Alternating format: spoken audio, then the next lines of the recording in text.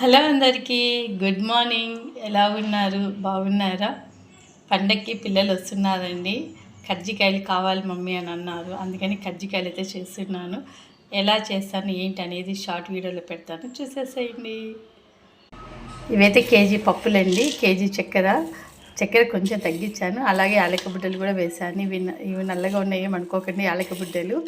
ఇవన్నీ ఇప్పుడు మిక్సీకి పట్టేద్దాం అని కలిపి పెట్టాను. పప్పులు, చక్కెర, యాలక బుడ్డలు మిక్సీకి పడుతున్నాను. ఇలా అయితే మిక్సీ జార్లోకి వేసుకొనేసి, మామూలుగా అయితే ఎక్కువైతే నేను మిషన్కి వేయిస్తాను. ఈరోజు తక్కువే కాబట్టి 1 కిలోనే చేస్తున్నాను, అందుకని మిక్సీ పడదాంలే అనేసి మిక్సీకి అయితే వేస్తున్నా. ఇలా అయితే మిక్సీ పట్టేశాను.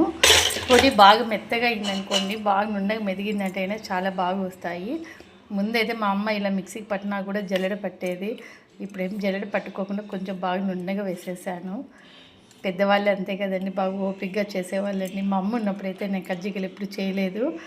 ఇప్పుడైతే బాబు అడిగాడు చేద్దామని, అందుకని చేసుకుంటున్నాను. నాకు కూడా ఇష్టమే కజ్జికాయలు. బాగా వేడివేడి కజ్జికాయలు నెయ్యి వేసుకొని తిన్నామనుకోండి, చాలా బాగుంటుంది. నేనైతే నమ్ముతారో నమ్మరో మీరు, నేను ఫస్ట్ టైం అయితే ప్రిపేర్ చేస్తున్నానండి కజ్జికాయలు. ఇంతవరకు అమ్మ వాళ్ళ ఇంటికి వెళ్ళినప్పుడు అక్కడే తెచ్చుకునేదాన్ని. అమ్మ వాళ్ళు చేస్తూ ఉంటారు, అన్న వదిన వాళ్ళు, అమ్మ వాళ్ళు, అప్పుడు అక్కడే తెచ్చుకునేదాన్ని. ఇప్పుడైతే ఫస్ట్ టైం అండి నేను ఇంట్లో ప్రిపేర్ చేయడం కజ్జికాయలు. ఇలా అయితే ఒక గిన్నెలకంతా వేస్తున్నానండి పౌడరు. ఇది పప్పుల పొడి, కజ్జికాయలకి పెడతాం కదా, పప్పుల పొడి మిక్సీలోకి వేసి ఇలా పెట్టాను గిన్నెలోకి.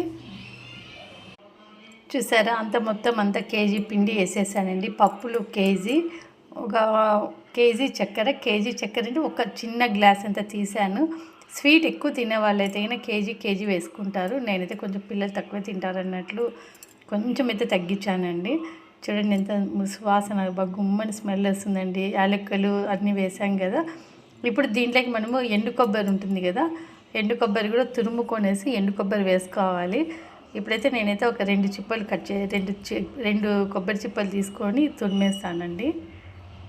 ఇవైతే 2 గిన్నెలండి, కొబ్బరి గిన్నెలు. ఈ 2 గిన్నెలు తురిమేసి పప్పుల పొడిలో కలిపేద్దాము.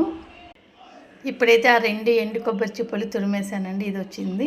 దీనంతా పొడి పప్పుల పొడిలోకి వేసేద్దాం.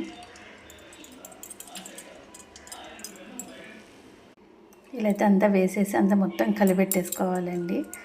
దీనికి వచ్చి మనము కజ్జికాయలు చేయడానికి కొంతమంది మైదా పిండి, గోధుమ పిండి వాడతారు. నేనైతే ఓలిగా ఉంటుంది కదండి, ఓలిగ పిండి వేస్తాను. ఓలిగ పిండి వేయడం వల్ల ఏమవుతుందంటే గట్టిగా రావు కజ్జికాయలు, బాగా స్మూత్గా వస్తాయి.